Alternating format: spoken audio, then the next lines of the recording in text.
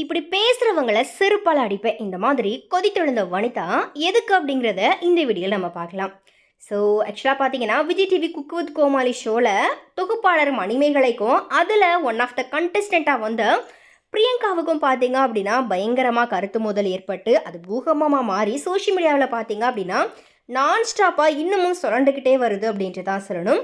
இப்போது ஒரு 2-3 நாட்களாகத்தான் இந்த அலை கொஞ்சம் ஓய்ந்திருக்குது. ரீசெண்டாக குக் வித் கோமாளி ஷோவில் தொகுப்பாளர் மணிமேகலைக்கும் தொகுப்பாளராக இருந்து பிரபலமான இப்போ அந்த ஷோவில் குக்காக கலந்துக்கிட்ட பிரியங்காவுக்கும் பிரச்சனை வெடிச்சிச்சு. இதனால் நிகழ்ச்சி நடந்துக்கிட்டு இருக்கும்போதே பார்த்தீங்கன்னா பாதியிலேயே வெளியேறின மணிமேகலை அதுக்கப்புறமா நிகழ்ச்சியிலிருந்து முற்றிலும் தான் வெளியேறினதா அறிவித்தாங்க. மேலும் இது தொடர்பாக நீண்ட அறிக்கையும் வீடியோவையும் பார்த்தீங்கன்னா மணிமேகலை வெளியிட்டாங்க.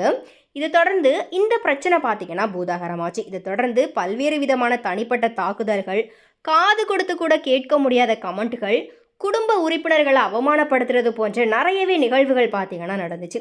இது குறித்து குக் வித் கோமாளி ஷெட்டில் இருந்த குரைஷி, சுனிதா, புகழ், தர்ஷன் இந்த மாதிரி பலருமே அவங்களுடைய கருத்துக்களை தெரிவிச்சிருந்தாங்க. அதே வகையில் விஜய் டிவி பிரபலங்களான அமீர், அர்ச்சனா, தாமு, மாகாபா ஆனந்த் இந்த மாதிரியான பலரும் அவங்களுடைய கருத்துக்களை தெரிவிச்சிருந்தாங்க. இதை தொடர்ந்து மணிமேகலை பேசுறது தப்பாக இருக்குது, சொம்பு அப்படிங்கிற மாதிரியா குறிப்பிட்டு மற்றவங்களை தாக்குறது எல்லாமே ரொம்ப மோசமான செயல் அப்படிங்கிற மாதிரி மணிமேகலையை வனிதா விஜயகுமார் விமர்சித்து பேசியிருந்தாங்க. மணிமேகலைக்கும் பிரியங்காவுக்கும் நடந்த சண்டையை மீடியா தான் பெருசாக்கி விட்டுருச்சு. ஆனால் இந்த விவகாரத்தில் ஒன்று மட்டும் நல்லா தெரியுது, மணிமேகலை கணவரோடு இருக்கிறாங்க, அதனால் அவங்களுக்கு சுயமரியாதை உண்டு, கணவரோட இல்லாதவங்களுக்கு சுயமரியாதை இல்லை அப்படிங்கிற மாதிரி சொல்கிறாங்க. அப்படி சொல்கிறவங்கள செருப்பால் மட்டும் இல்லை எதனால் வேணாலும் அடிக்கலாம். இந்த மாதிரி வனிதா பார்த்தீங்கன்னா பொங்கி எழுந்திருக்கிறாங்க. பல நேரங்களில் வனிதா சர்ச்சையாக பேசினாலுமே சில நேரங்களில் அவங்க பயங்கர கருத்தாக பேசுவாங்க.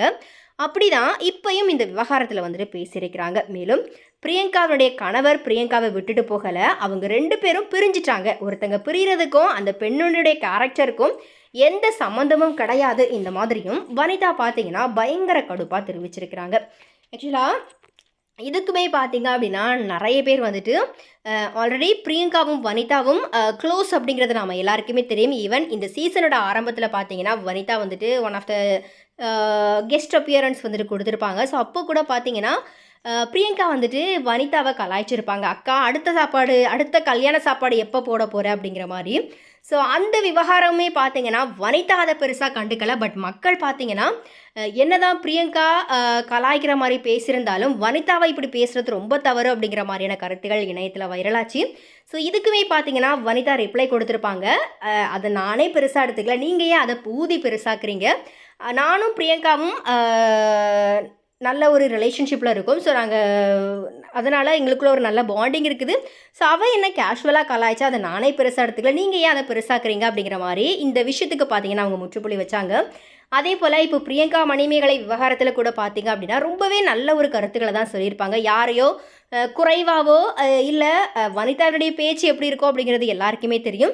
ஸோ ரொம்ப தாழ்த்தோ இல்லை மணிமேகலையை விளாசியோ வந்துட்டு அவங்க எந்த கருத்துக்களும் பதிவு பண்ணல. பட் அந்த சொம்பு தூக்கி மணிமேகலை எரிஞ்சு சொம்புக்கு என்னடா மரியாதை அப்படிங்கிற மாதிரி பிரியங்காவுக்கு சப்போர்ட் பண்ணுறவங்கள கடுமையாக தாக்கியிருப்பாங்க.